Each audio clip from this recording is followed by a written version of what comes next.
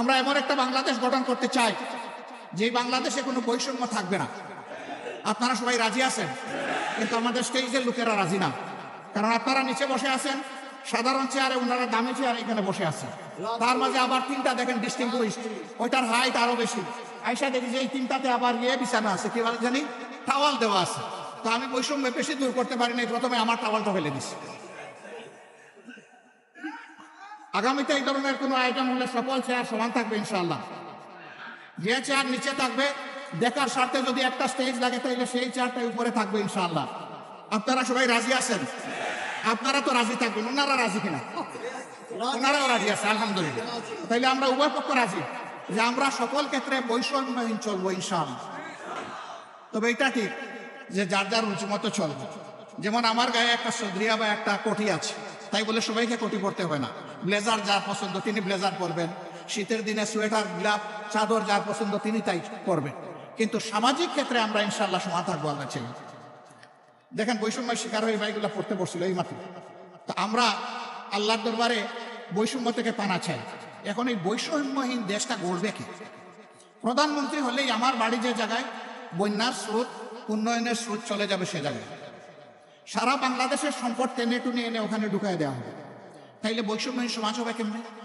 যুক্তি হলো যে সাবেক আমলে আমার এলাকা ছিল বঞ্চিত, এখন অতীতের কাজা কাফারা সব আমার আদায় করতে হবে। আমরা কথা দিচ্ছি ইনশাআল্লাহ আল্লাহ তাআলা যদি জনগণের মনে ভালোবাসা আমাদের প্রতি সমর্থন তৈরি করে দেয়, তাহলে আমরা এমন বাংলাদেশ গড়ব যে বাংলাদেশের প্রধানমন্ত্রীর জেলার আগে অন্য জেলাকে আগে চোখ দিয়ে দেখা হবে ইনশাআল্লাহ। তবে প্রধানমন্ত্রীর জেলাও বঞ্চিত হবে না, তারাও তাদের ন্যায্য অংশ পাবে। কারণ প্রধানমন্ত্রী হওয়ার কারণে ওই জেলাকে বঞ্চিত করার কোনো অধিকার নাই। কিন্তু রাজার হস্ত করে সমস্ত কাঙ্গালের দুম চুরি, ওই চুরি করতে দেব না আমরা। যদি আল্লাহ তাআলা আমাদেরকে সুযোগ দেন, আল্লাহ ভালো জানেন, প্রিয় জনগণ তারা বিবেচনায় নেবেন। যদি সুযোগ দেন তাহলে ইনশাআল্লাহ আমরা কথা দিচ্ছি যে আমরা দুর্নীতি করব না, দুর্নীতি হতে দেব না। বলবেন তার কি কোনো প্রমাণ আছে? একটু আছে তো ভাই। 2001 থেকে 6 সাল জামাতে ইসলামের যে দেশপ্রেমিক নেতৃবৃন্দকে খুন করা হয়েছে বিচারিক আদালতে, তারা তো 3 মন্ত্রণালয়ের দায়িত্ব পালন করেছেন। বলেন বাংলাদেশের কেউ কোনো দুশ্মনও আমাদের তাদের হাতে একটু দুর্নীতির গন্ধ লাগাইতে পেরেছে? পারে নাই। কেন? একটাই কারণ, তারা আল্লাহকে ভয় করে। আমরাও আশা করব যাদের হাতে আগামীতে দায়িত্ব আসে তারা যেন আল্লাহকে ভয় করে চলে। যদি আল্লাহকে ভয় করে চলে তাহলে আল্লাহর ভয় আর দুর্নীতি দুইটা পাশাপাশি চলতে পারে। দুর্নীতি তখন দুর্নীতির মৃত্যু হবে এবং সুনীতির জয় হবে ইনশাআল্লাহ। আমাদের শিক্ষা ব্যবস্থাকে একটা কুড়া শিক্ষা ব্যবস্থা বানানো হয়েছে।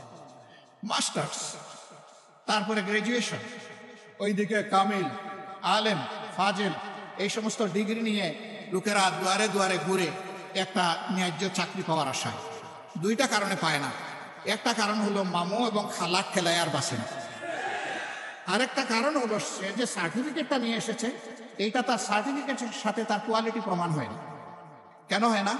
2টি কারণে হয় না। প্রথম শিক্ষা ব্যবস্থা হচ্ছে নৈতিকতাবিহীন শিক্ষা ব্যবস্থা, বুকবাদী শিক্ষা ব্যবস্থা। এই বুকবাদী শিক্ষা ব্যবস্থা তাকে শিখিয়েছে বড় পণ্ডিত হয়ে সূক্ষ্মভাবে কিভাবে রাষ্ট্রের ধন চুরি করতে হবে। 2 নম্বর কারণ হলো চুরিটাও তো ভালো করে শিখবে, ভূতা কাছে নিয়ে বের হয়ে গেছে, মানে ওখান থেকে জাগতিক শিক্ষাটাও ভালো নিতে পারে। এই 2 জায়গাকেই প্রপারলি দেলে সাজানো হবে যাতে বাংলাদেশের শিক্ষা দুনিয়ার জন্য অনুসরণীয়।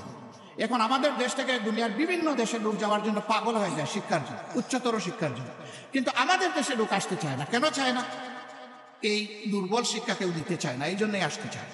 এমন একটা শিক্ষার মডেল তৈরি করতে হবে যে দুনিয়ার মানুষেরাও যেন এখানে শিক্ষা নিতে আসে। এটা ছিল তো, এক আমলে তো ছিল, দুনিয়ার মানুষ তো এখানে আসতো, জাপাইয়া পড়তো, এমনি এমনি তো আসে না। এই দেশের এই অঞ্চলের কোয়ালিটি ছিল, এই জন্যই তো এসেছে। আমার সম্মানিত ভাইয়েরা, আমরা এমন বাংলাদেশ গড়ব যে বাংলাদেশে মসজিদ পাহারার দরকার হবে না, মন্দির, মঠ, চার্চ, প্যাগোডা কোনোটাই পাহারার দরকার পড়বে না। সকল ধর্মের মানুষ তার ধর্ম, তার কর্ম সে তার মতো করে করবে, সেখানে কেউ হস্তক্ষেপ করা দুঃসাহস দেখাবে না। তবে এটা ঠিক, ধর্মের নামে কেউ অন্যের ধর্মের ব্যাপারে হিংসা এবং বাড়াবাড়িও করবে না। মাঝে মাঝে উস্কাইয়া দেওয়া হয় মানুষের অনুভূতিকে, এরা দুষ্ট, যারা এটা উস্কাইয়া দেয়, এরা সুস্থ মস্তিষ্কের মানুষ না, এদের ভিন্ন এজেন্ডা আছে, এগুলো আমরা করতে দেব না। প্রিয় ভাইরা, এখানে আপনারা অনেকে ফ্ল্যাগ নাড়বেন, নেড়েছেন, হয়তো বা আবার নাড়বেন। দুটো ফ্ল্যাগ ছাড়া কোনো ফ্ল্যাগ এখানে উঠবে না। একটি বাংলাদেশের ফ্ল্যাগ আর একটা বাংলাদেশ জামাতে ইসলামীর লোগো সম্বলিত ফ্ল্যাগ। এর বাইরে মেহরবানি করে কোনো ফ্ল্যাগ এখানে উড়াবেন না। কারো হাতে থাকলে এটা নিচে রেখে দেবেন। আমার সম্মানিত সহকর্মীবৃন্দ, এই যে বৈষম্যহীন দুর্নীতিমুক্ত একটা বাংলাদেশ গড়ার আমরা স্বপ্ন দেখি, যুব সমৃদ্ধ একটা সমাজ গড়ার স্বপ্ন দেখি, এই সমাজটা গড়বে কি? এই সমাজটা আপনাদেরকেই গড়ার দায়িত্ব।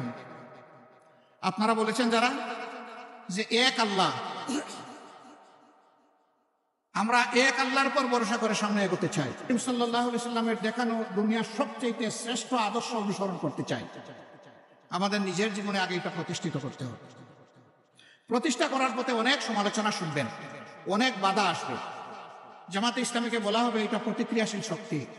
জামাতে ইসলামী প্রতিক্রিয়াশীল বলে 15.5 বছর জামাতে ইসলামীর উপর যে অত্যাচার, যে নির্মম নির্যাতন, যে জুলুম হয়েছে, দল হিসাবে চিন্তা করুন তো এই ক্ষতিটা আর কার হয়েছে? 1-2 করে শীর্ষস্থানীয় 11 জন নেতাকে হত্যা করা হয়েছে।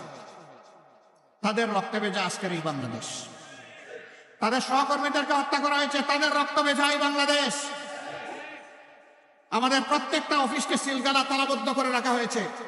একটা মুহূর্তের জন্য আমাদেরকে ঢুকতে দেওয়া হয়নি, এটা অন্য কারোর জন্য হয়। আমাদের নিবন্ধন সংগঠনের কেড়ে নেওয়া হয়েছে, এটা কারো হয়।